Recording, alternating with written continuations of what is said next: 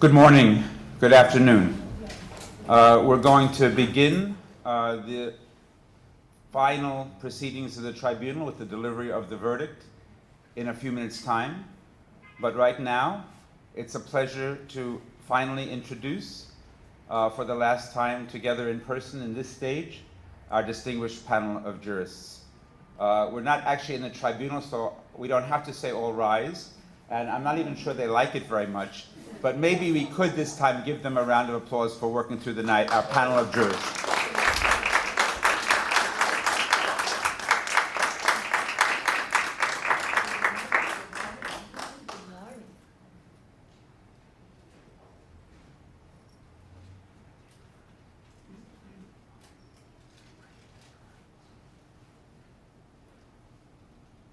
So for those in the room, and for those on live stream watching us around the world, please give us about 5 minutes. We expect some more people.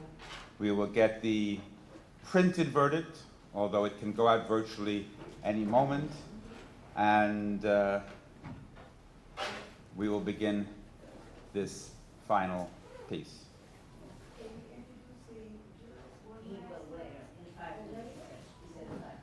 You know, there's no reason why I can't do that now. and some of you have heard them introduced a few times, so maybe you'll do other things. But there will, of course, be people, I think, tuning in today who have not been with us during the week. And it's probably useful to say that the proceedings of this whole last weekend, from the opening ceremony on Friday evening, celebration, to the, to the testimonies that were given throughout the day on Saturday and Sunday, they are all going to be available and are available online for people to review via video, and there'll be more coming soon. But if you give me a moment to open up the correct file, I will also introduce our distinguished panel.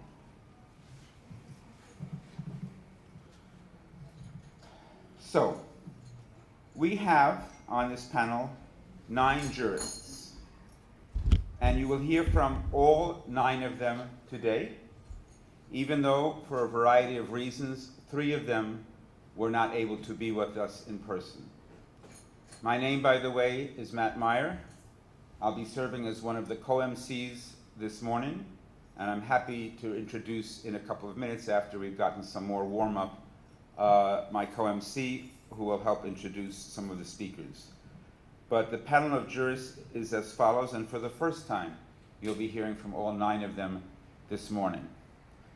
It's first useful to say that 2 of them did not come in because of what I am calling nefarious circumstances.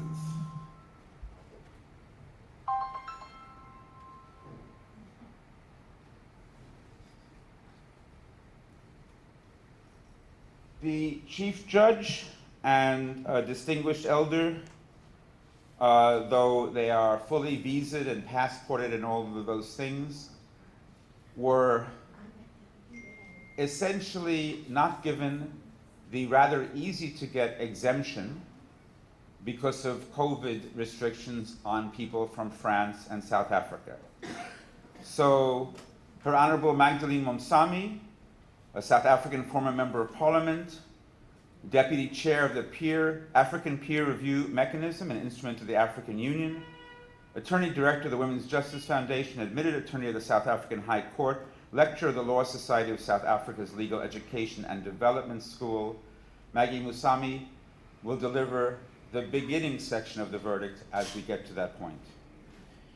We are also very sad that a dear colleague of many of ours, Professor Mireille Fanon Mendés-France, the former chair of the United Nations Working Group on People of African Descent, the former commissioner of the 2020 International Commission on Inquiry regarding systemic racist police violence against US people of African descent, a judge of the Permanent People's Tribunal, and the co-chair of the Frantz Fanon Foundation, put together because of her father, Mireille Fanon Mendés-France, was also not allowed in, And I don't believe it was just because she's from France.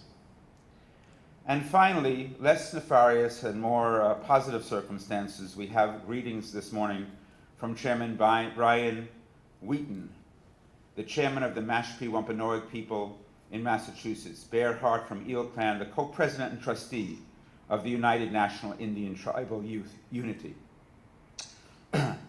Brian could not be here. He asked for our special conditions and allowances. He's about to become for the first time, or maybe he has become any minute now, an expectant father. He's about to be a father. Yes, let's send Brian some love. I don't know if they're going to think of it as a tribunal baby, but there it is. Let me then introduce the other 6 who are here in person and who you'll also hear from. And then I think even if we don't have the paper verdict yet with us, it's on its way from Kinko's. And Dina, are you sitting in the back somewhere? No. Ah, you are. Okay, because you're going to be introduced any minute. You should come up here as the co-emcee. So,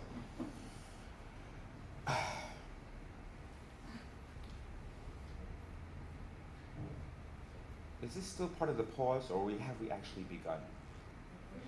Yeah, come on. All right, let's say that we've actually begun. That was just preliminary. So, my name is Matt Meyer, as I said. In addition to serving as special advisor to the panel of jurists, a tiring task, but one filled fundamentally with joy. I'm also the Secretary General of the International Peace Research Association, which is an NGO of long-standing with eco-stock status at the United Nations. It's really our indeed honor to be partnering and hosting this event with a group we've just begun working with 2 or 3 years ago, represented by my co-emcee. She'll say the organization and a little bit about it. But the 2 organizations have come together, each of us as partners with partners in many, many countries around the world, to say this particular morning and this particular moment is of special importance. So please help me in welcoming my co-emcee, Dinah Lakehall. Thank you so much, Matt. I will keep it just very brief. It's a pleasure to be here today. My name is Dinah Lakehall. I'm a program officer and represent the Global Network of Women Peacebuilders, an international coalition of women's rights groups from over 50 countries. We essentially work to advance and protect women and girls and young women's rights in conflict settings, but also a large part of our work is amplifying their voices, bringing their voices to policy discussions here at the UN and other multilateral spaces. It's really a pleasure to be here today, and I look forward to hearing from the panelists, and thank you for organizing this, to Matt and the whole team at IPRA. Thank you.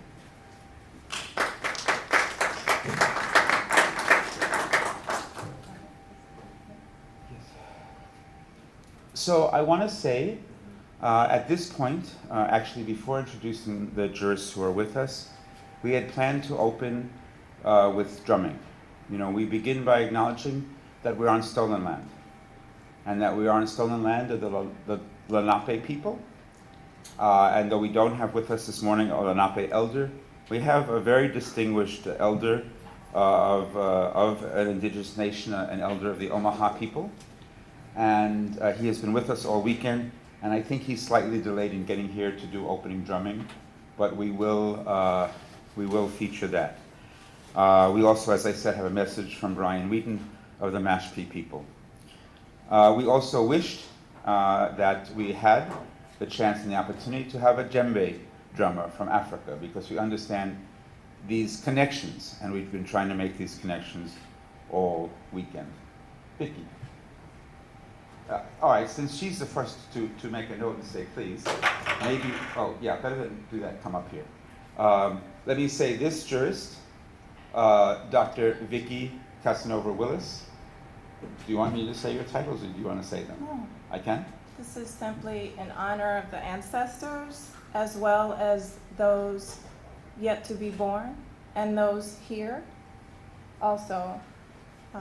The legacy continues, and just in the spirit of the cultural opening, I just wanted to offer something really brief.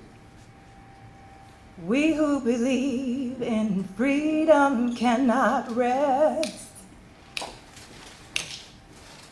We who believe in freedom cannot rest until it comes. And just one of the verses, some of you all know this. Until the killing of black men, brown men, indigenous men, black women, brown women, indigenous women, black children, brown children, indigenous children. Until this killing stops, we will not rest. Until the killing of all these peoples is as important as the killing of white men, white mothers' sons. We who believe in freedom cannot rest until it's won. It doesn't come, we bring it. As we have with the tribunal today, you've heard some of the most incredible news already about a victory. It's because of you and we. So that's just a small cultural offering until the others are here. Ashe.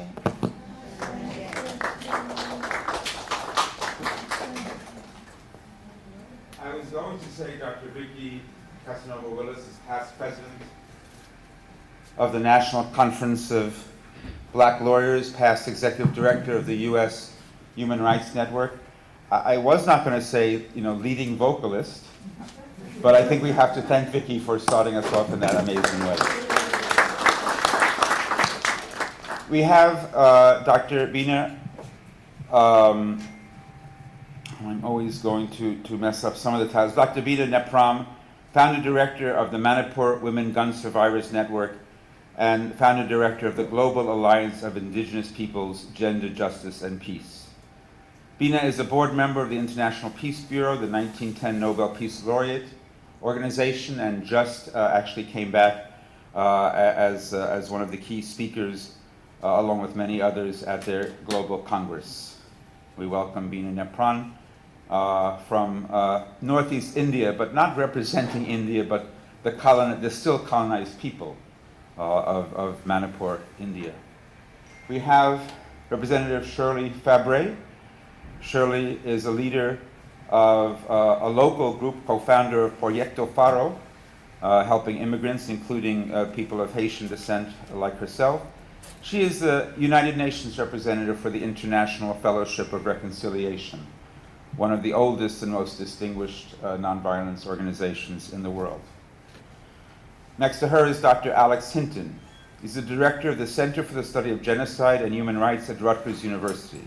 He's the UNESCO Chair on Genocide Prevention, and he's a distinguished professor of anthropology, who, amongst other things, wrote an essay that is still provoking people within the academy on the need for the US to have a truth commission on white supremacy. Next to him is Kassahun from Eritrea. He is the CEO and publisher of Africa World Press and Red Sea Press. A renowned Pan-Africanist and Pan-American scholar, he is a lifetime advisor of the Association of Concerned African Scholars and the African Studies Association.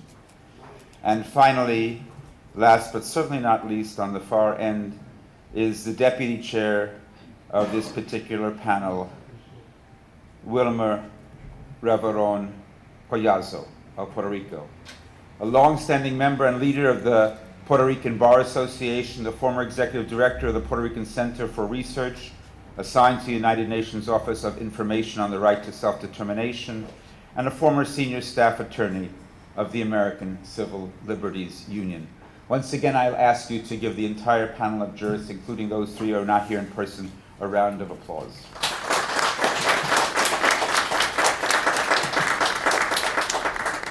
So, because I believe, I was going to say because I believe the drumming is on the way, but no, I think we should segue to another welcome. You heard briefly from Dinah and myself and the two organizations co-sponsoring, but we have here anyone who works in the non-governmental organization community of people here in New York knows this next figure, who is the founder of both of our organizations and some others. But I won't say more because Dina's supposed to introduce it. Can people mute their cell phones, please? Yes. I'll give everyone just 5 seconds to check their phone, make sure it's on silent. Great. So thank you so much, Matt. It's now my esteemed pleasure to welcome GNWP's esteemed International Advisory Council and someone who has pioneered work in peace education and gender equality, Dr. Betty Reardon, to come to the stage and deliver opening remarks.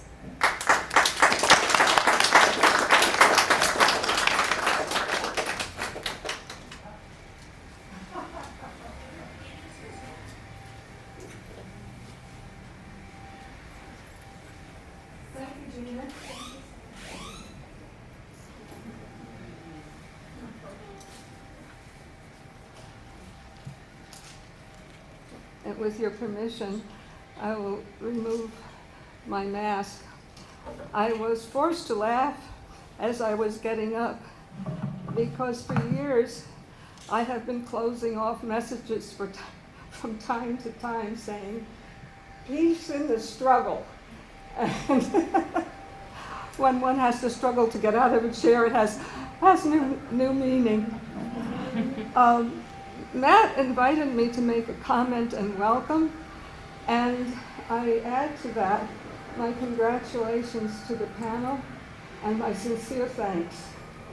So what I wish to say is thank you. Among other things, Matt said, well, say something a little inspiring. I spend my days working on the plight of Afghan women. And I find myself holding on to shreds of hope. And it occurred to me that the task before us now is to hold on to those threads of hope, as thin as they may be, keep holding on. And let's weave them together. Let's weave the threads of those who are hoping not only to bring an end to genocidal racism, but to bring an end to femicide, which is an underlying issue for all of us, and to affirm life by standing against impunity. And this is what civil society has finally taken on itself to do, and has been doing this for a number of decades now, going back to Beijing with the original hearings on crimes against women, and to this day when we have this tribunal. And as an educator, I want to assure you that I will do all in my power to have this verdict read by educators, all that I have access to. And this is the promise that I ask from all of you. Circulate this verdict. Hold on to the shreds of hope. Weave them together, and we will have a very strong web. Thank you.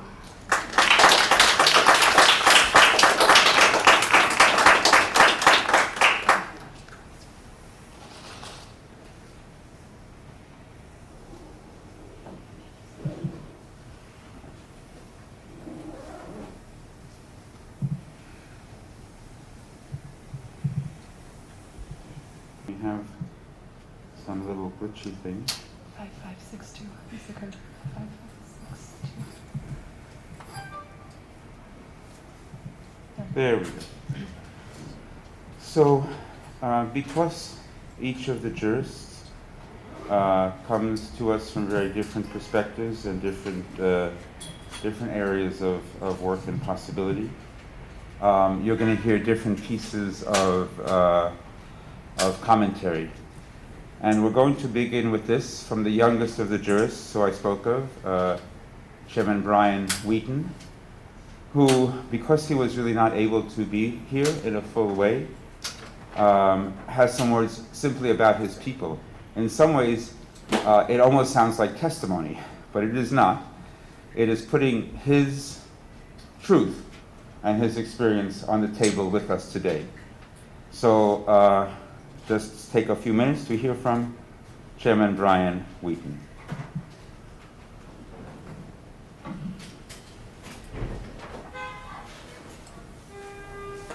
Wanigisak, Natasuis Moskwetah, Nutomas Masipia, Kanatai Masipia. I said, good day, my name is Bearhart. I come from Mashpee and I live in Mashpee. I am Brian Weeden, and I am the newly elected tribal chairman of the Mashpee Wampanoag tribe. For those of you who don't know us, the Mashpee Wampanoag people have lived in what is now southeastern Massachusetts since time immemorial. And we have been fighting to retain our homelands since our ancestors first welcomed and saved the pilgrims from starvation.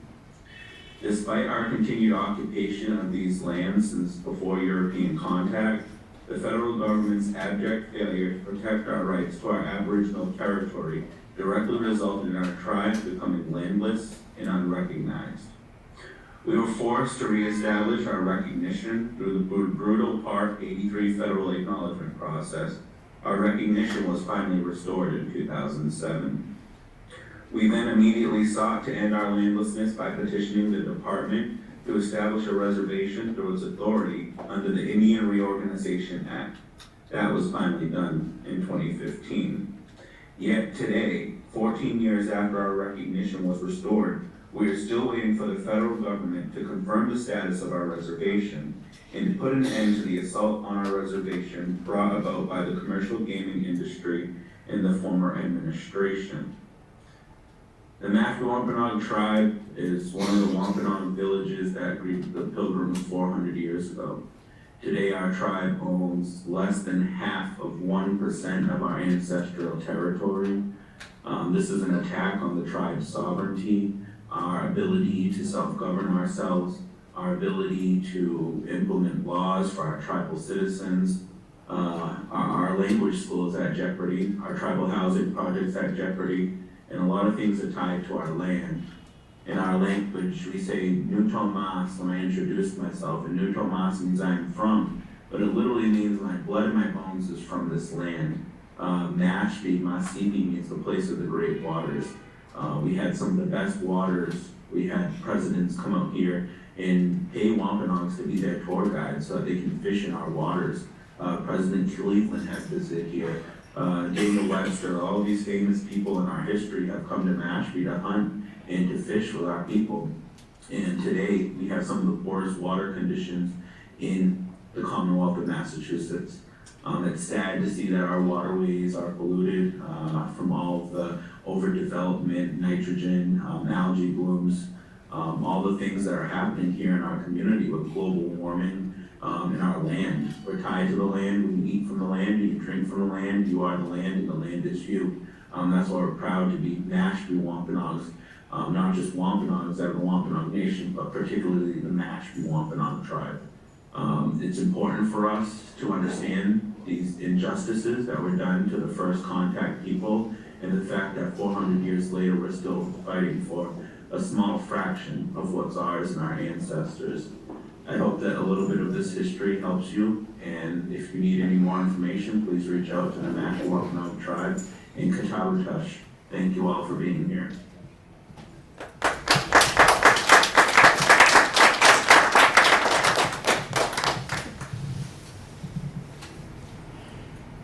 Good morning.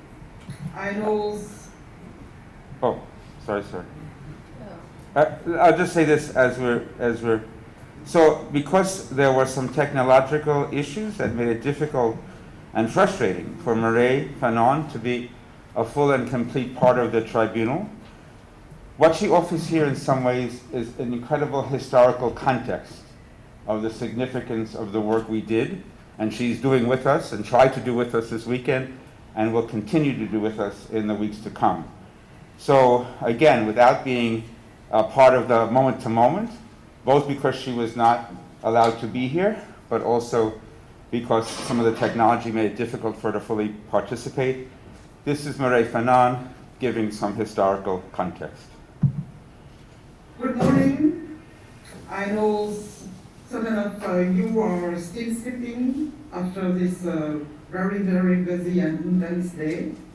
I was not with you. It's not even of my will, but it's a state reason, we can say that. I found the question raised by the tribunal before to begin charged genocide or not after the killing of Indians by colonizer and enslavement and the consequences of all this colonial way to maintain people as non-being. Very interesting because and it will help us and all the people who are concerned by enslavement, this period of enslavement and its consequences all around the world, and against also colonialism, to see how we can enlarge the issue of reparation, taking into account genocide committed against indigenous people, and because when the colonizer arrived, these lands were inhabited and not empty as it's supposed to be.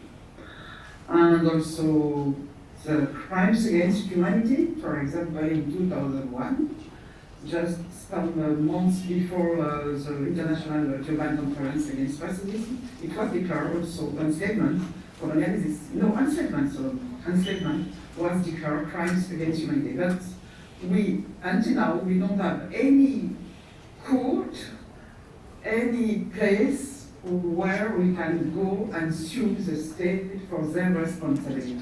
And it is really important, not only for us as a descendant of Africans or Indian or indigenous people, but also it is very important for the world we want. We can't change the world without this issue taking into account, juridically speaking. And it also implicated the colonialism of which African continent suffer and still suffer. That's why this, there is a lot of goal, a lot of objective to this tribunal, and we, all of us, are waiting the answer, genocide or not genocide, even if we are aware about the difficulty we can meet, because US did not ratify the Rome Statute.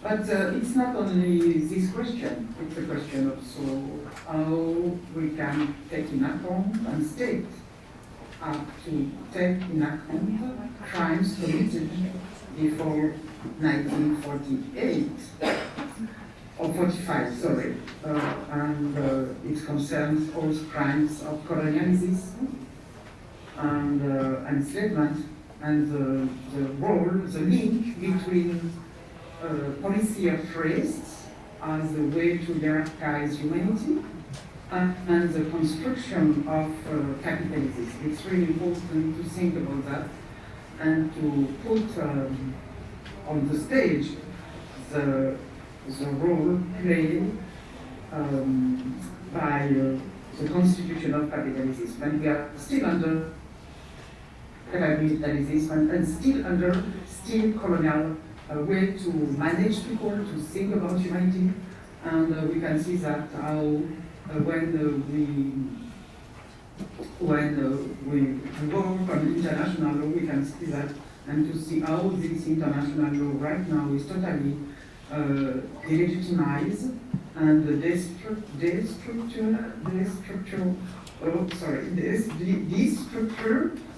destructured in French, destructured.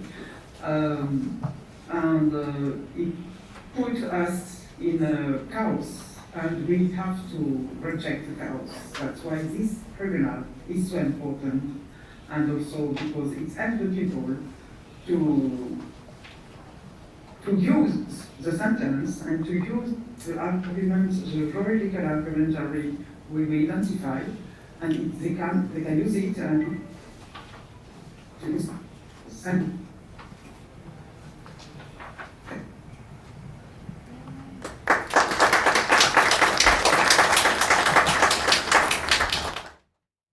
Finally, what you have been waiting for, and what you have received on paper, now also finally, and there'll be electronic versions, the executive summary verdict in the case of Black, Brown, and Indigenous people charging human rights abuses and genocide against the United States of America. We'll hear the verdict read by the panel of jurists. I will sit down and finally stop talking.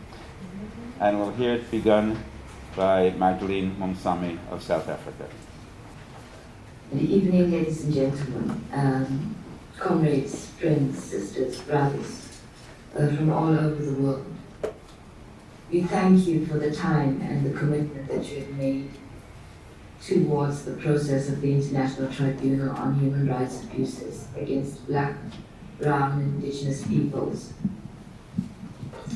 My name is Magdalene Moonsamy. I am the Chief Judge of the Tribunal, and I would like to take you through a very brief introduction as to why we are here and the context of the work that must be done. The fact that the United States has committed an array of human rights abuses against Black, Brown, and Indigenous peoples should be as uncontroversial as it is incontrovertible. There is a widespread agreement that settler colonialists committed genocide and other crimes against the indigenous populations while taking their lands. No one would disagree that enslaved Africans were forced to work the settler colonial lands for hundreds of years in subhuman conditions. The historical record tells the story of additional human rights abuses committed against Mexicans and other groups as the U.S. expanded west and colonized countries like Puerto Rico. No one doubts that Japanese were forced into concentration camps during World War II, or that blacks were lynched and brutalized during Jim Crow. The current President of the United States acknowledges these crimes. His Secretary of State recently confirmed this while stating, "Great nations, such as ours, do not hide from our shortcomings. They strive to improve with transparency."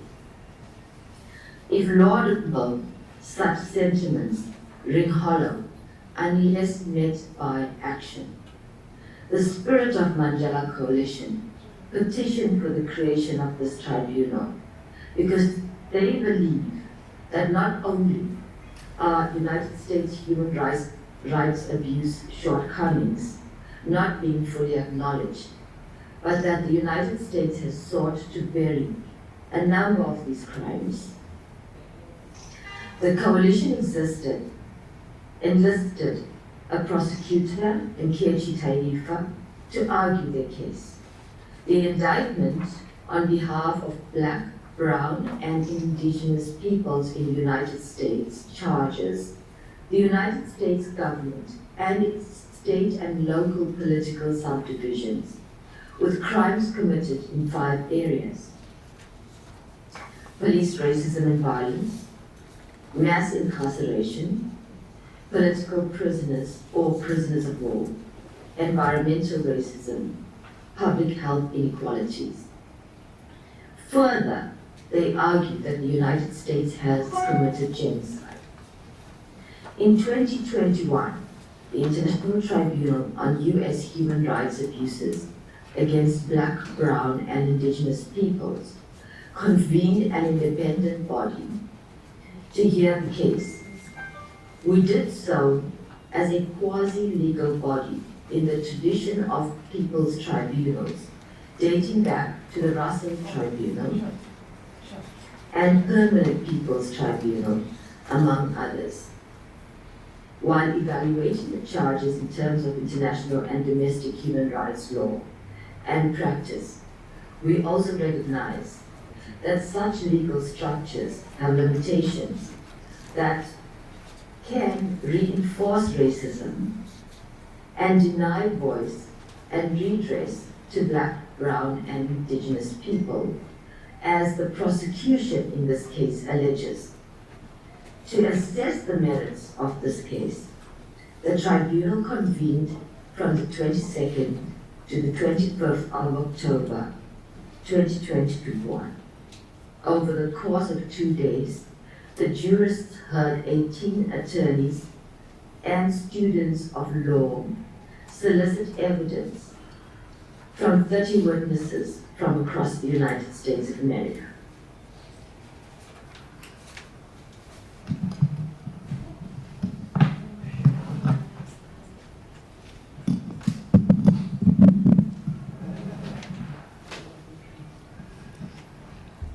Mayambutaram na Okchiri in my indigenous language. It's such a pleasure to be a part of our really dedicated group of jurists, and I have never worked in an international tribunal before. And to be able to witness the last 2 days, 2.5 days of your sharing, your pain, and your resistance and resilience, we are going back as jurists inspired too. So thank you to each one of you in this room, to everyone who has made this possible. I'm going to read out the first 2 paragraphs of the background paper, a background verdict, whatever. We worked till about 2, 3 in the morning on this. So here we go. The panel of jurists heard testimony emphasizing millions upon millions of indigenous and African peoples murdered, disappeared, and nearly exterminated over a period from 1492 through the present. Further, the witnesses and prosecution argued that the wrongs have been historic and deliberate. With colonization, racism, militarism, imperialism, criminalization, patriarchy, neocolonialism, and internal colonialism as a part of the larger process that now manifests itself in medical and digital apartheid, chemical warfare, environmental violence and racism, divestment, and a pandemic of accessible guns and drugs, with the majority of gun violence perpetrated by the police and security forces in the false claim of upholding law and order. Statements were made testifying to new forms of colonialism, which include the prison industrial complex, the military industrial complex, and the commercialization of our health and privatization and commodification of all social services. The testimonies we heard also included substantial evidence on the erasure of histories, distortion and cultural misappropriation, contributes to and exacerbates the attempted invisibilization and denial of people's basic humanity. The profound impacts of all these realities extend beyond the erasure and the attempt to exterminate Black, brown, and indigenous lives. Hence, as one witness stated, the colonization of the spirit and the mind continues till today. The testimonies, and I call upon Vickie to continue. Thank you. Thank you so much, Dr. Vickie Casanova-Willis. I will share with you a little bit later about my very recent past role as the former executive director of the now no longer in existence, as of the last 48 hours, U.S. Human Rights Network. We know that timing is not coincidental. It speaks to how important this tribunal is, and the participation here has gotten attention at great levels. So we know that the outcome of this tribunal has far-reaching impact. And I just want to continue with the second part of the background. The testimonies of this tribunal reaffirm the traditional wisdom and knowledge of Black, brown, and indigenous peoples. Strong evidence was presented on the indomitable, unbreakable resistance and resilience of the people's struggle for justice and dignity in the face of egregious human rights violations and crimes against humanity. This spirit of collective survival shone through. The 2021 International Tribunal on U.S. Human Rights Abuses against Black, brown, and indigenous peoples was initiated by a U.S. coalition in the spirit of Mandela, its own recognized legacy based on efforts dating from the 1951 We Charge Genocide petition to the present rests on the idea that any examination of U.S. human rights must be done in an international context. The panel of jurists came together as an independent body made up of legal scholars, human rights advocates and activists, and community leaders. Utilizing the international criminal law on genocide and other instruments, The panel convened to hear and review the testimony organized by the Spirit of Mandela legal team. The accused, though informed, did not respond to the charges and indictment against them, nor did they appear as invited to present a defense. And I would like to call on Sherly Fabre, Haiti, to read the next portion for you.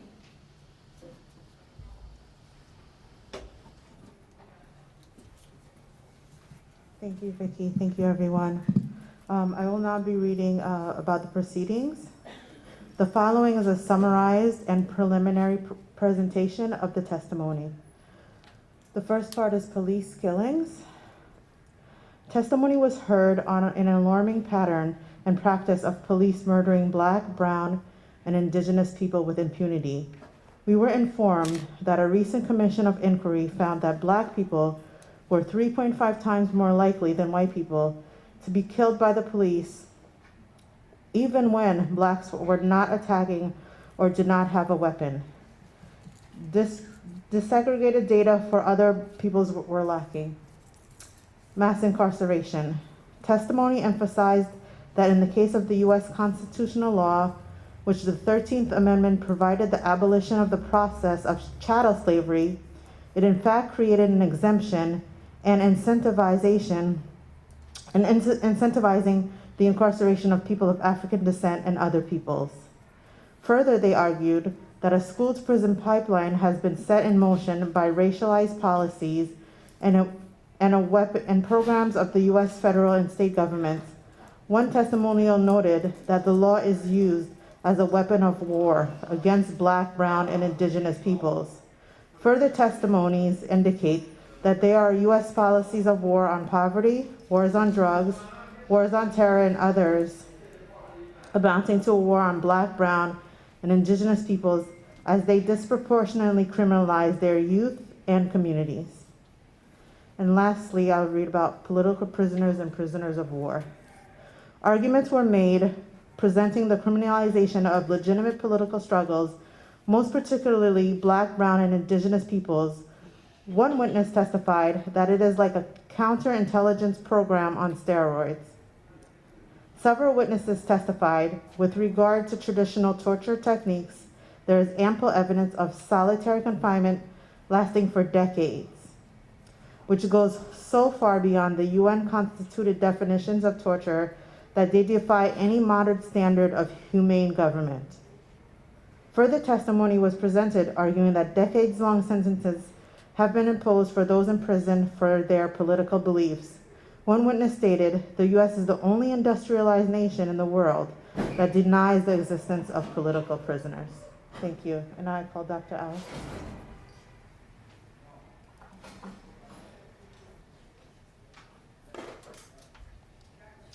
Hello, I'm Alex Hinton. I'm going to read the fourth and fifth counts. The testimony was given. For environmental racism, testimony was received arguing the impact of environmental violence. They asserted that the climate crisis disproportionately impacts Black, brown, and indigenous peoples, constituting environmental violence. The prosecution contended that there is a deliberate and callous poisoning of land, water, air, and soil, reflecting the valuing of profits over people, which threatens the survival of the planet and impacts, most devastatingly, the lives of Black, brown, and indigenous peoples. 5, public health inequities. The testimony highlighted deep public health inequities, including both physical and mental health manifestations.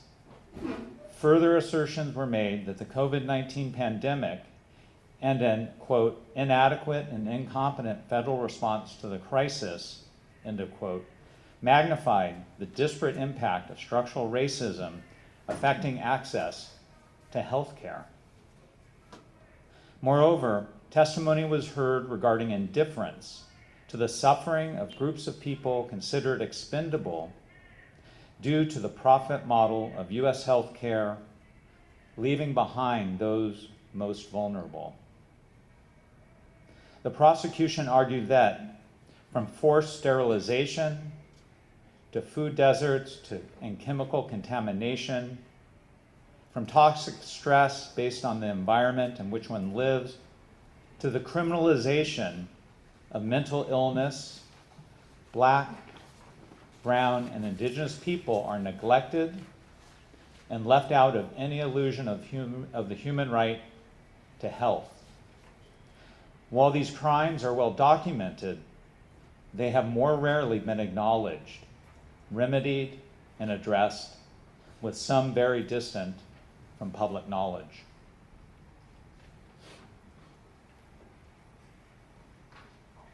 And so we'll next have the reading of the judgment.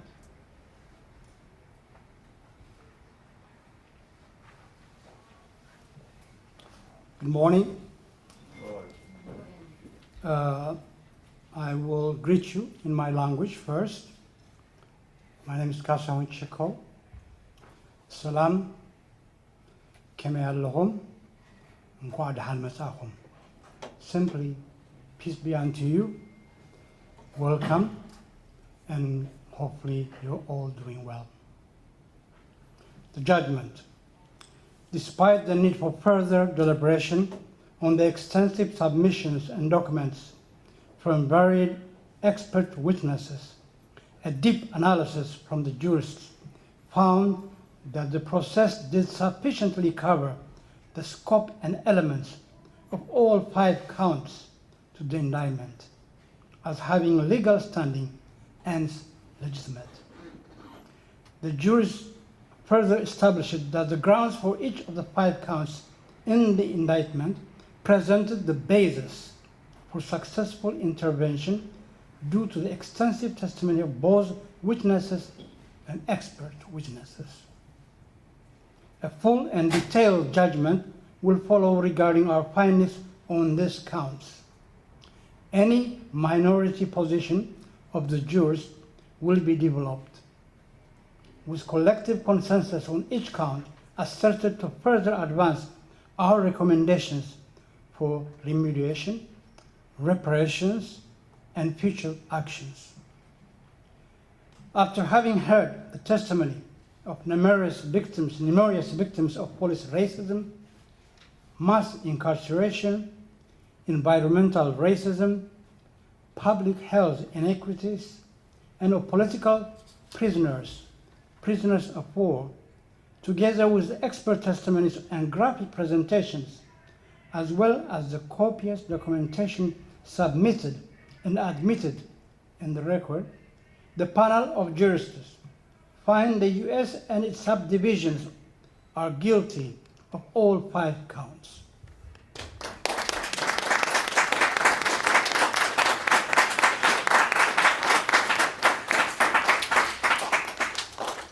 Further, we find grounds that the acts of genocide have been committed.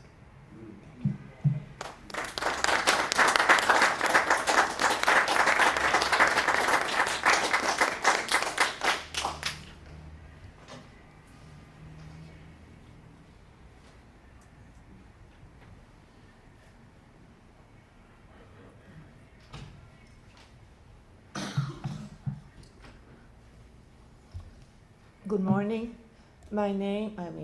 Afternoon, right? Good afternoon. My name is Wilma Reveron Collazo. I'm from Puerto Rico. I am the deputy chief of the panel of jurists. I want to, more than anything, thank the organizers of this tribunal for the honor conferred on me to be part of this very important tribunal. And I want to stress something, and I'm gonna take from the words of Miss Betty Reardon. She mentioned that we had to hold on to the threads of hope. Am I correct, Ms. Reardon? And I think that sums up the work that we're doing here. Because when you do international work, frustration can be a very big part of it because the processes are slow. The international organizations are so bureaucratized that sometimes you want to throw yourself from the last floor of the United Nations. The paper trail, in which they spend millions and millions of dollars on committees and resolutions that get passed year and year after, and we don't see any physical result of all the wording, all the wonderful wording that goes into those resolutions. I can speak from experience. In the case of Puerto Rico, we've been having resolutions passed since 1972. That we have had the Special Committee on Decolonization approve 39 resolutions on the question of Puerto Rico, and we don't see the light at the end of the tunnel because it did not depend on the international organizations, because international organizations are just a byproduct of the struggles of the people. And it is in the people, in the power of the people in their communities, who are the ones that are doing every day, that are the ones that are addressing all these nefarious actions that have been summed up in the verdict that we just read. It is in that action taken by a mother defending the right of their children to education, but that action taken by a community defending the right of a prisoner to have adequate health care during prison sentencing, to have an adequate procedure, to have an adequate defense at any stage of the proceeding. It is the work of the people who organize against environmental impact, the people of Clinton fighting for the right to clean water, the people of Louisiana fighting for an adequate protection against climate change, flooding, and all the impact that they have received of climate crisis. That's where the power is. And using the word of Ms. Reardon, that's why the web that we can form together, getting together the brown people, the black people, the indigenous people, sharing their experiences in their respective struggle, supporting each other, exchanging information, using all the tools that today's technology provides us to maintain cohesion, to maintain communication, to maintain networking. That is the purpose of this tribunal. We just want this tribunal to be the spearhead of an action that will finally, as one of the testimonies and the opening remarks of the prosecutor, when she used the symbol of the terrible crime committed against Emmett Till, in which the mother insisted in having the casket open during his burial so the people could see the atrocities that were committed against this young child. So this is what we are doing today. We are opening the casket wide open. We are not leaving out even one of the acts that have been committed against the black, the brown, and the indigenous people. And we are committed to making sure that this doesn't stay here. We don't care. We would like the United Nations to pay attention and to do something about it. But even with the United Nations or without the United Nations, it's going to be the people who are going to keep on denouncing and bringing to justice the United States and the local government for the crimes of racism, of environmental racism, of mass incarceration, of torture against our political prisoners and our brothers and sisters that have been struggling for decades for the liberation of their communities, their freedom, their right to justice, their right to equality. So this is the purpose for us being here today. We thank you for joining us, and we want you to join us also in this effort of making this web and being like busy spiders everywhere, running and doing more webs and more webs until we cover the culpables, the people accused, and surround them in a manner that they have no escape from what we have to make sure will not be impunity. Thank you.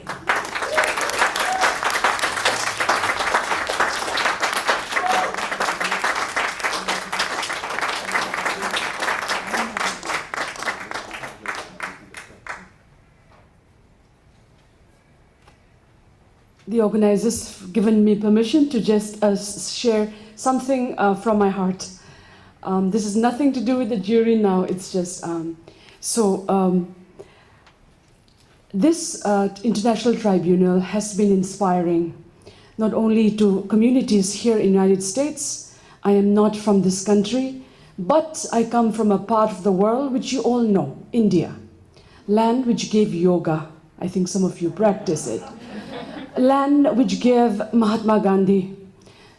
United Nations celebrates every year 2nd October as International Day of Non-Violence. The truth of the matter is, in this particular land of Gandhi and yoga, in my part of India, which is called Manipur, which translates into land of jewels, what I'm wearing today is woven by the women of Manipur. It is not made in China. So it's like we come from a region which was an independent territory. For 2,000 years, we have our own script, our own constitution. And India took us over by force on 15th October 1949. And since that time, we have been under a martial law, 300,000 troops, over 50,000 killed, many killed in extrajudicial executions.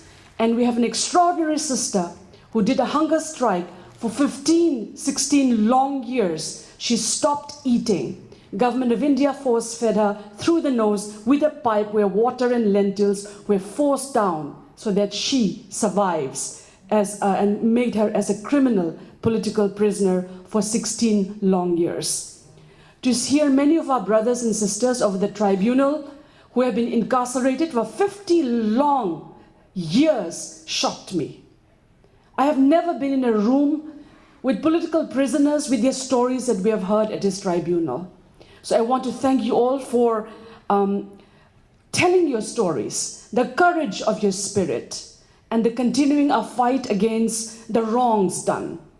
And this is what I wanted to share, and also that we are planning that we will hold an international tribunal on the Manipur political conflict, and we seek your support to make it happen. Whether many of us are from parts of the world, you may have been in America, but many have come from nations around the world. Let's not forget those regions. There are 26 known conflicts in the world, but there are 376 unknown, unreported conflicts, like the Manipur conflict that I come from.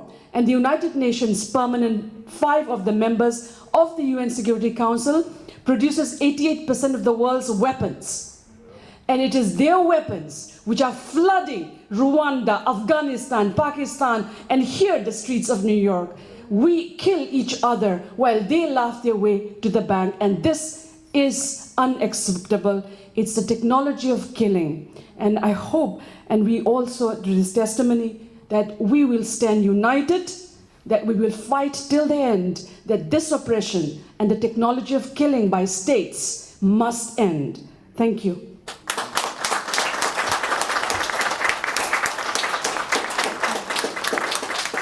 Thank you. stand in solidarity, as we must. We're going to move to questions and answers in a moment, but I'll say quickly, you know, what you said, Bina, reminds me of many peoples, and I'm just going to mention one.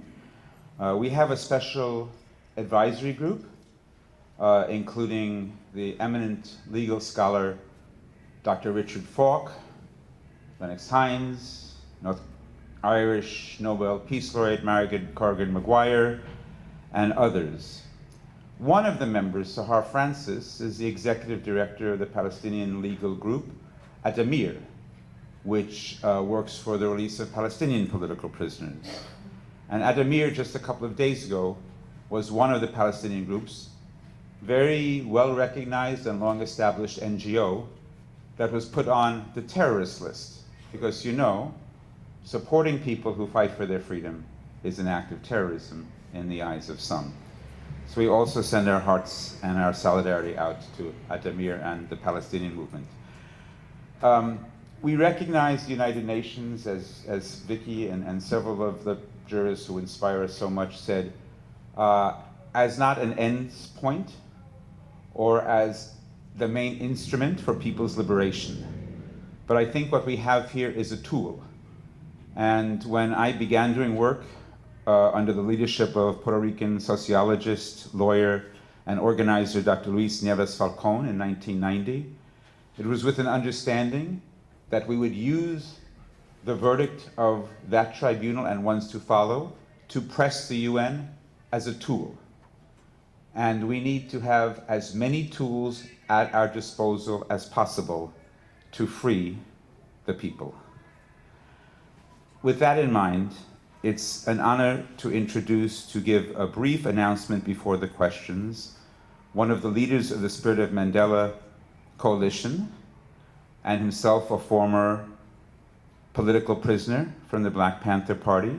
We did not plan to have him speak, but some news came through in the last hour that requires a news announcement. Please help me welcome Brother Jihad Abdulmumit.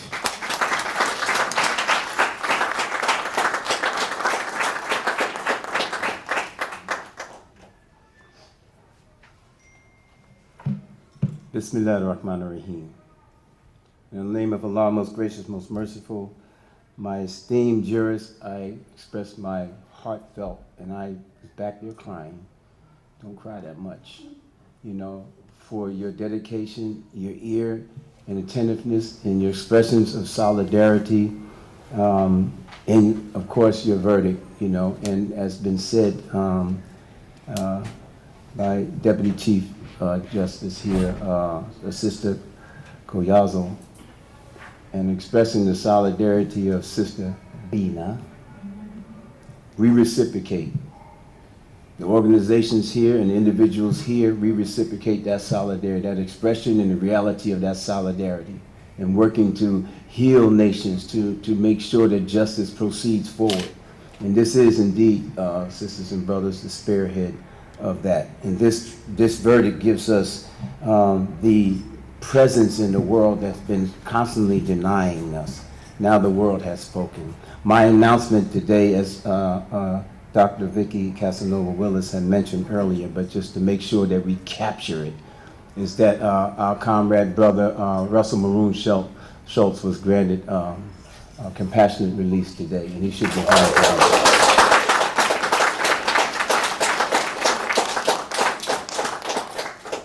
The caveat to that is that he has less than a month to live, and that he has done 49 years in prison. And for all the sisters and brothers and organizations that have been campaigning for his release, as we always have, and we finally get it as he's dying. He's going home to his sister's house, hopefully today, and the lawyers have confirmed that information. But because of your verdict, sisters and brothers, now we have a stronger opportunity for all those who ask the question, well, what about the rest of them? What about the rest of them? We continue to do what we're doing, but now because our esteemed jurists and the world's attention to this matter and this verdict validating what we've been saying for centuries already, we charge genocide. It gives us strength to be able to effectuate the release of those that are still in prison. So with that, I close. It's not a speech, but it is definitely an acknowledgement of my love, our love, and appreciation, and our reciprocation to expressions of unity, which are real from us, from heartfelt. Thank you so much. Assalamu alaikum.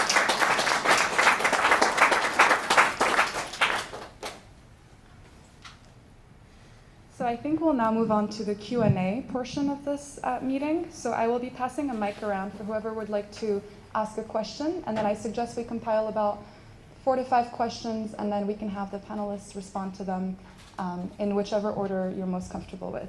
So does anyone have a question? I will be passing the mic around.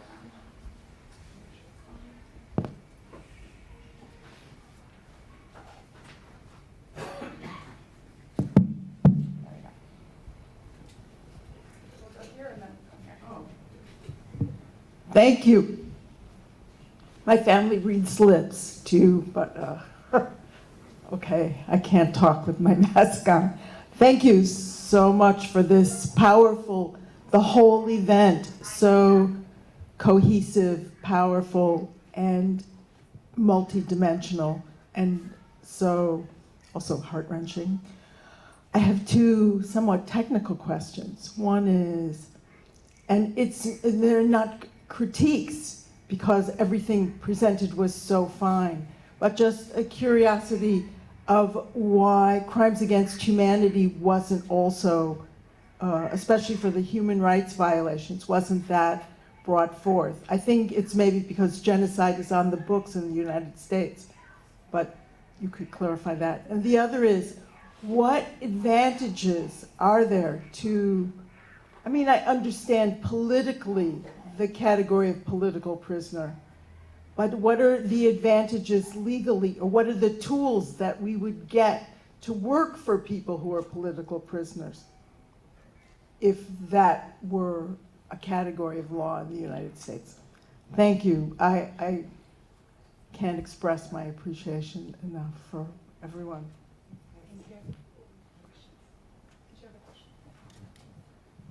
My question very simply is, what do we do with this verdict? How do we use this verdict on an international... Would you mind identifying your name, please? I'm sorry, my name is Camille Landry. How do we utilize this verdict to continue our quest for liberation, for justice, for relief?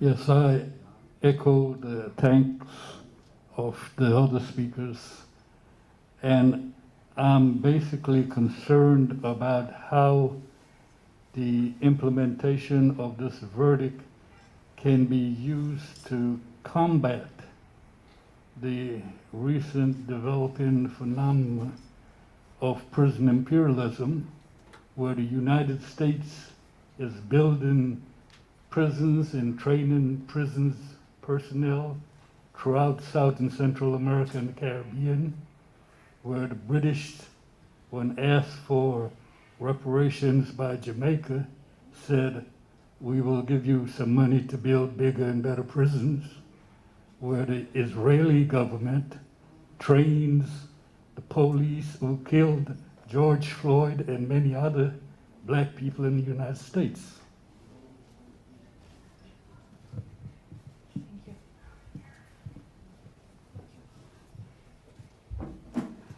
I give my greetings of Assalamu alaikum.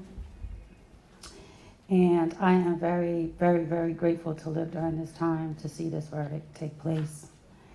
I'm very grateful to the organizers and each and every soul that's in the room that bears witness to this moment in time. My name is Darcel Murray. I happen to be Jihad Abdulmumit's wife, and I know what kind of time and commitment this went into it, as well as I can only guess how much time and commitments of each and everyone's lives that you put into this. And so I'm just grateful to be a part of it. I wanted to say that first. I'm thankful to God himself, Allah subhanahu wa ta'ala, as I see him. I'm very emotional in this moment in time. And so please forgive me. I hope I get to ask the question that's deep inside of my soul. But the most important thing that I see is that with every, this verdict comes a consequence. And the consequence is going to be possibly financial and devastational to each and every one of you who participated, who stood up in the face of diversity and decided to do something in your life. The consequence may be good, consequence may be bad, but surely it could be financial. Somebody, the hand that destroyed all these lives and these groups of people globally forever, almost. As we know it, it's in our forever, right? My question is, how do we support you if you don't have a job tomorrow? If you don't have a home tomorrow? If you can't put food on your table tomorrow? Because that's why we don't fight. That's why it might not be cool for your age group or your age group. It's not the people at the clubs that want to hear this, but it is affecting them. But how do I save your life if you are the strength that protects us in this room? How do I make sure that in my life I protect you? Do I send you money? The question is, how do I get you the money consistently? How do I make sure that when I advocate with my friends who have $1 zillion, that it gets funneled to the people who are standing in front of you? Because if you come up with the verdict, what's next? This is a bully. Every bully doesn't have courage. Every bully is going to pull out a fist and punch you in a way that you can't even imagine. So I think my question really is, what's the plan after that? So she's our future. She's the youngest one in this room. How do we protect her? How do we protect each other? And that should be also part of our legacy. So all you big brains have to figure that out.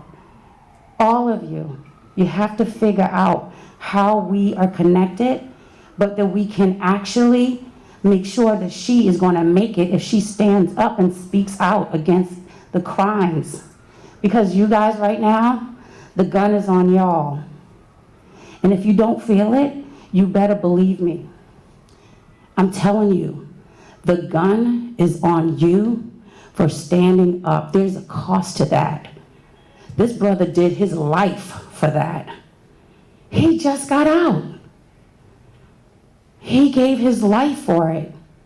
And what he didn't tell you is his testimony of the crimes that they did to him on an every single day basis.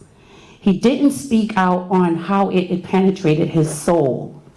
You see his strength. You see his strength. You see my other brother's strength is not in here. You see the strength of his wives and his children. But they didn't tell you every single solitary thing. That means the gun is on each of you. How do I support you? It should be written. It shouldn't be some secret.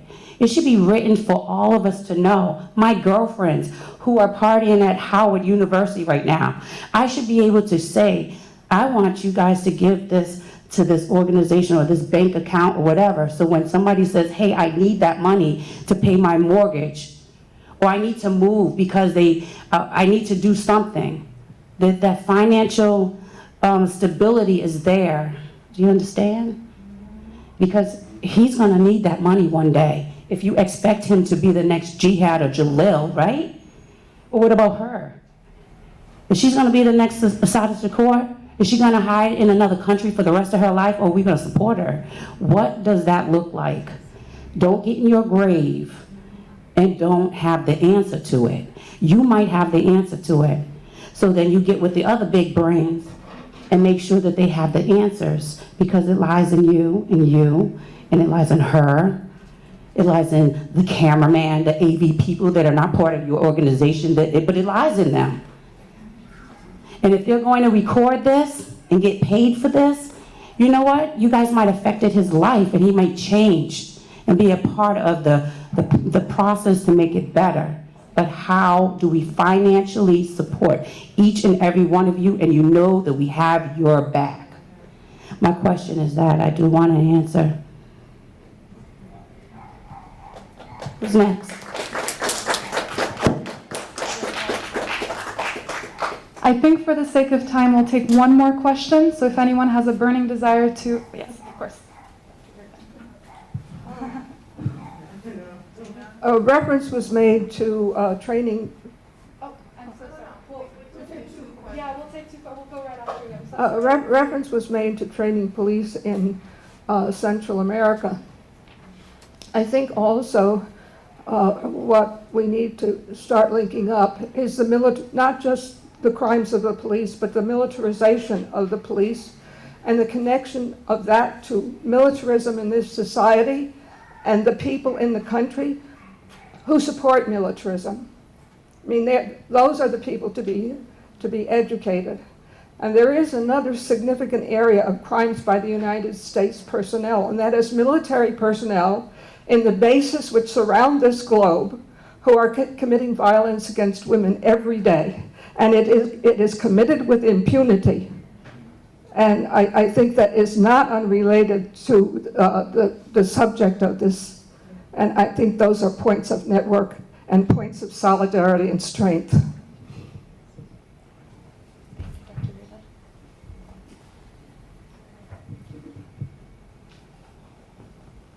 Good afternoon.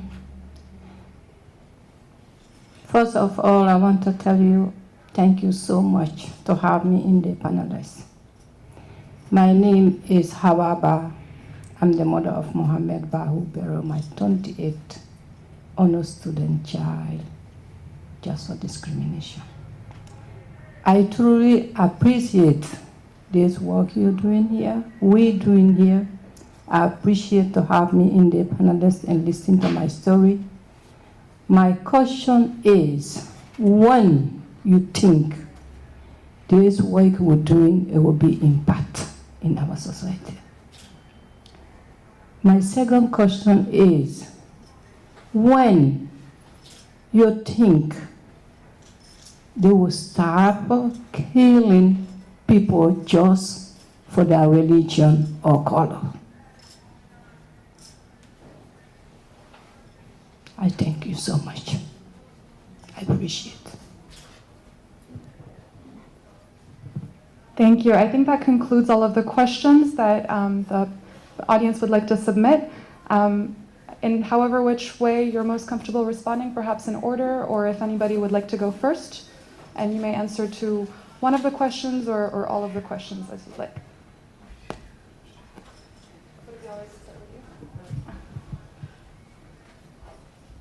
Designated. Well, I think that the central question is, what can we do with this verdict? That's the starting point. We got the verdict today.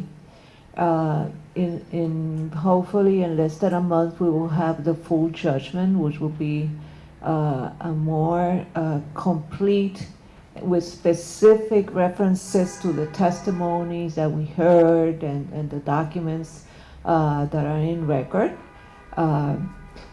But this verdict, as it is right now, is a tool for work. The first marching order will be to share it, whichever way you can, in whichever place you can, and to give it as much visibility and distribution as possible. The second marching order will be to create community groups to address this issue, maybe to discuss the verdict. Now with the Zoom technology, I'm sure that we can make arrangement that some of the jurists can participate in community events throughout the United States. I think that the burden of this is principally within the people of the United States. The voices that have to be heard internationally are the people from the United States indicting their own government and taking off the mask that the United States has managed to create, the Disney world they have sold to the world, saying that they are the defenders of human rights and liberty throughout the world. And that is a statement, that is a narrative that has to be destroyed, has to be, that we have to put in place the real narrative, which is the narrative of the people of the United States, of the black, the brown, and the indigenous people, and of those white people that also stricken by poverty, which because, capitalist society, also the poor people, the working people are gonna get also discriminated against. And if we can also network with our brothers and sisters from the white community, which the United States has experience with that was the civil rights movement in the 60s and the 70s. It included, it has to be inclusive in order to be effective. And there are persons that have already international exposure, that the media hears them. We can think about artists, we can think about intellectual people, like Cornel West, for example, that we can try to move them to be spokesperson on what went on this tribunal and on the verdict. And that's the way that we can start breaking this big wall that they have put to hide all these crimes against the black, brown, and indigenous people of this country. That the media is a powerful tool. They have massive control of it, but when people get organized and do significant actions, they pay attention. So we have to open their ears, we have to open their eyes, and as I said in my words before, we have to open the casket for the whole world to see it.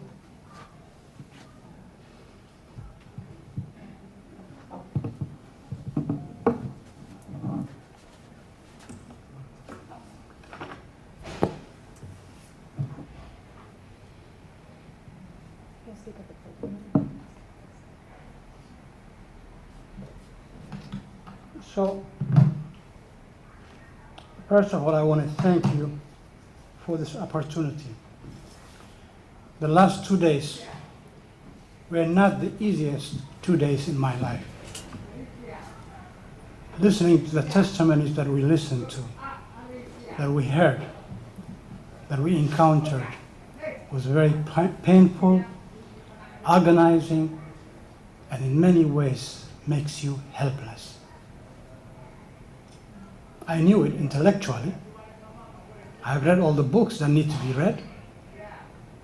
But to see it in person, to experience it from a mother, like Ms. Habiba here, to see it from the people who are directly affected and impacted on a daily basis, that's a different story.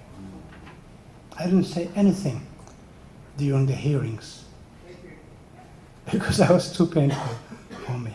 And I was afraid, because I'm kind of sensitive, that I will cry and embarrass myself.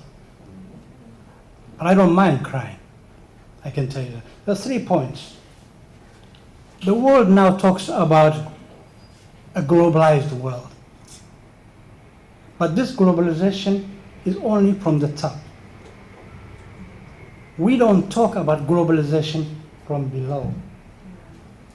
So we are human beings.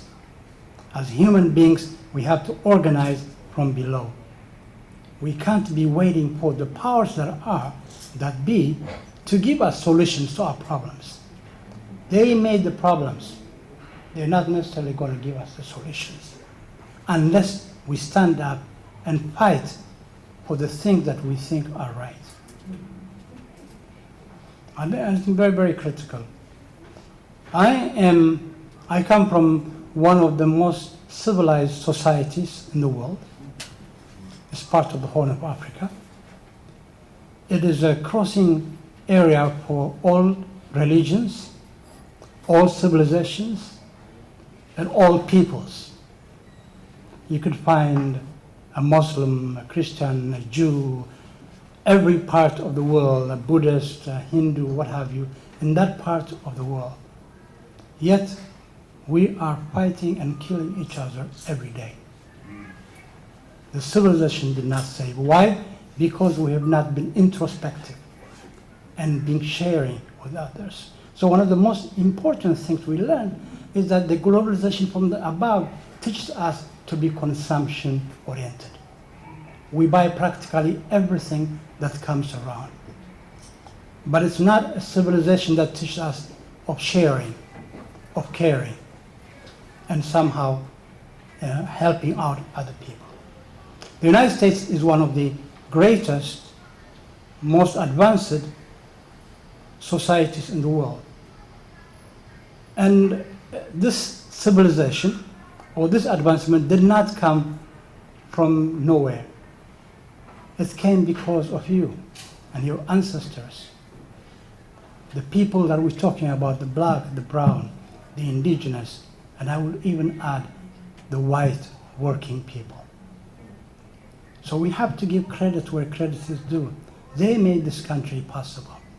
However, during civilizational process of this country, we forgot the old wisdoms. We did everything technically and however, but we have not captured or we have not used what our ancestors told us. We have not in any way remember the wisdoms that they could have shared with us. So what I pray and hope is that all of us will share these concerns. One of the most important wisdoms that the elders tell us is the wisdom of remembrance. If we don't remember, we are a lost cause. How do we remember? People write history books. People that native peoples have annual or weekly or monthly prayers for the past. We have to remember that things happen in this country that are incredibly very, very bad. And somehow we have to redeem them. So remembering is a very critical, very important point. The second element of wisdom for me is the wisdom of acknowledging your problems or the wisdom of acknowledging of your mistakes. The United States has not in any time, even during Vietnam, acknowledged that it's made mistakes.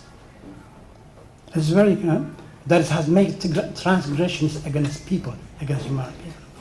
So the final most important aspect of acknowledging your mistakes is to apologize and to make amends. If we can pass these wisdoms, traditional wisdoms, to people, I think it will make a difference on our next steps, on how to fight against injustice, how to release all our prisoners, how to feed the hungry, how to house the houseless. All of those issues come from us recognizing that we are on the wrong route of civilization. Thank you.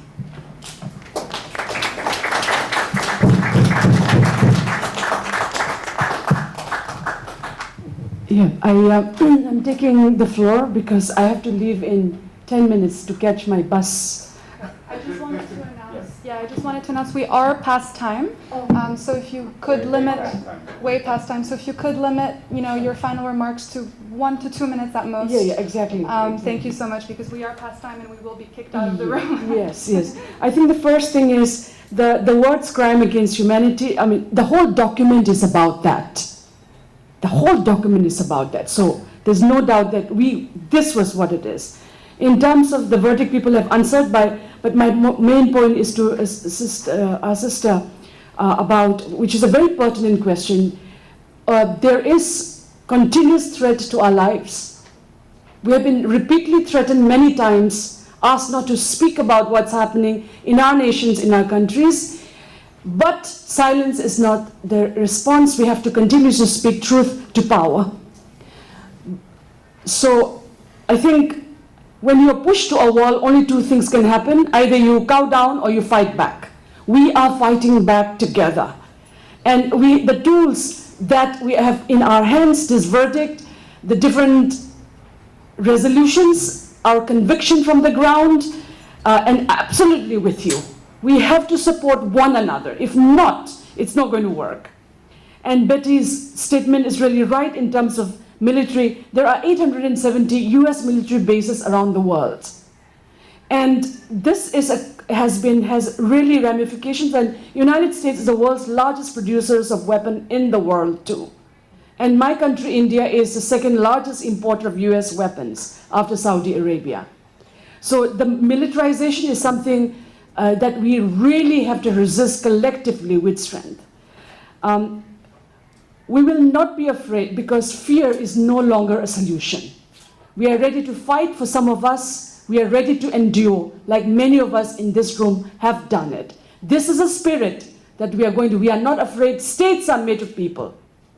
And if the states are not able to take care of us, we have to change the state. And this is our aim, that we have to work. They have to adhere to, even states have to adhere to principles of human rights, of humane rights. They're not doing it. So and that's why we will continue to speak to them, to prick their conscience, till we get the kind of governance that we need. If not, they're not fit to be out there, to really literally take our lives of our children and our future. Thank you so much. I'll be very, very brief. There are some very explicit reporting opportunities which are upcoming, very important. The U.S. Human Rights Network is a movement. So you can shutter an organization, quote unquote, but you cannot stop the people from moving. What we need to understand is that there is a human rights report that is basically the report card on the U.S. It can be a 2-pager. It's something very important to teach our children in terms of how to develop a shadow report, a stakeholders report, a submission, because it helps us frame the issues, right? And then understand who the targets, or I won't say targets, who the recipients are that receive that information. So there also are 3 reports I want to quickly mention. There are only a few treaties that the U.S. has ratified, right? The CAT, which is the Committee Against Torture, and the Convention Against Torture. The ICCPR, which is International, basically, Covenant on Civil and Political Rights, meaning voting rights. And the ICERD, the Convention to Eliminate All Forms of Racial Discrimination. You heard our chief, can't say prosecutor because she's the people's lawyer, right? Did a masterful job. It's an honor to serve as a jurist. Thank you so much. But so those 3 reports, the previous administration, walked out. Just 2 weeks ago, the U.S. was elected back to the Human Rights Council. What that means is that they never left, but they just had observers' rights. Now they also have voting rights. We, through the network and just people, right, at the grassroots, have been demanding that they put down the magnifying glass and pick up the mirror. And we have lots of executive orders and feedback and quotes that says that is going to in fact happen. So just so that you know, I urge us to continue. It's called a shadow report. So all you have to do is literally work with teach-ins or what have you. This verdict is a very important attachment and source document that leads to all the other documents and testimony that was read into the record. 187 nation states stand in judgment. It's the peers of the U.S., so we are going to also educate them. Then we come back and we bring human rights home, and we have had a measure of success. I don't have time to share it all today, but to just know that this really is an important tool, and that's why they're, firing people, shutting down networks, not allowing folks to enter the country, and so forth. So it's an honor and a privilege to help do our little part. But those 3 treaties, the U.S. recently filed them. They will be reviewed as early as the spring or summer of 2022. when they show up, we need to have equipped everyone who has the opportunity to ask them questions. We need to give them the questions, and you have laid them out in the testimony this week, so it's very critical. Thank you so much. We'll let you know what we'll replace in the meantime, the People's Movement. To your point, it may be what we had just started, which was a foundation arm to support the network. But it intended to provide funds, to your point, Mrs., back to support people's movements. Maybe it's defense work, because y'all might have to come get me, I don't know. But, you know, thank you. Thank you. Yeah, thank you all for your questions. What I will say as far as how this will impact everything and how we can use this, I think it's just extremely, bye Bina, we love you. I think it's just extremely important that we put this narrative out, because a lot of times we have, we've created different ways, right, to speak our truth. And every time we've created those ways, they've been co-opted and used against us. One important part, I would say, is like rap music was created as a form of resistance, and now it's being used as a form to tear us down. And the reason for that is because you could give people all the data you want, but what they really resonate with is stories. What created these mass movements around the world of standing up for Black lives is actually seeing what was going on, right? People you can put them to sleep with data, but when they hear the stories, when they see a face, when they hear what's going on, there's no denying it, right? Because now you have like a witness, and you're able to really say like, this is what you're doing, and there's no denying it. So I think like putting the government in a position to where they have to answer this, and it affects their global face, is a way that we can push them forward to changing things. Because nobody changes anything because you ask them nicely. They change it because it's in their incentive to do so, right? So we have to make it in their incentive to do the right thing. And then we have to make sure that we're in control of the narrative that is being put out there, because if we're not in control of it, they're in control of it. And we could see how that hurts us. For instance, the difference between the war on drugs and the opium epidemic is that it's the same thing, but it's given a compassionate face in the one hand, and on the other hand, when we weren't controlling our narrative, not only was it not given a compassionate face, but there were even Black people who wanted to play respectably lead politics, or who just didn't even know, who were like, oh, this is the problem. But the problem is not us. The problem is like who was flooding our streets and the why, right? So that's why I think it's important. And as far as the sister, I think we should always be in touch. So if there's whatever support may be, we can always be there for each other. And even if there's not a thing wrong, we should just always be building community together, so that we're always together. Thank you.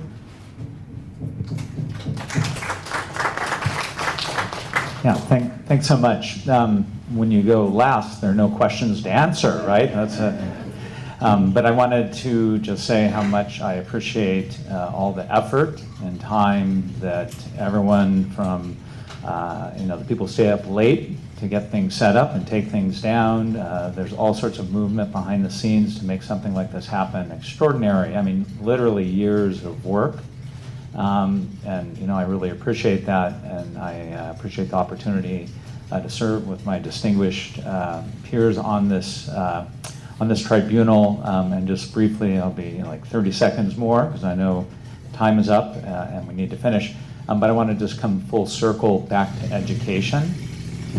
So right now, I mean, this is an example. There are two things. One is, it's not so much what we have to say to offer advice, but each of us has to look inward and say, what can I do? How am I positioned in a way that I can do something? Anyway, so I have, in terms of education, my students have actually read We Charge Genocide. They've read the UN Genocide Convention. Hopefully some of them are watching now. I'm not sure, possibly, hopefully. But they have watched the proceedings. And they've had a discussion board post where they put up with, and have a conversation about what's going on. And over again, even though they've been studying this topic for some time, the word eye-opening came up in their responses. So much so that, if I were looking for plagiarism, I might get worried. But over and over again, it was eye-opening, even having studied this. So the words that were said have had a deep impact already, I think, through many more people than that, but that's one small sliver. And again, I know how, having studied genocide and mass violence for a long time, I know how hard it is for people who have suffered and endured these offenses to talk about them. It's not easy. It's really difficult. So I really appreciate that and being given the honor of listening, hearing, and being a part of this initiative. Thank you. I think we'll now formally close this Q&A session, but I just wanted to say thank you, or as I would say in my own indigenous Amazigh language, Sahit, for the really rich and powerful questions and then the inspiring responses from the panels. I have learned so much today, and thank you all for the rich comments and inputs. Over to you, Matt. So the International Peace Research Association and myself want to thank our dear partners at the Global Network of Women Peacebuilders. We thank all of the panelists and panel of jurists. We thank all of you and the organizers of Spirit of Mandela, the National Alumni Association of the Black Panther Party, and all of you who have come together. It seems fitting to let the last words that go on here today come from the first peoples of these lands, and have it be the language of the drum.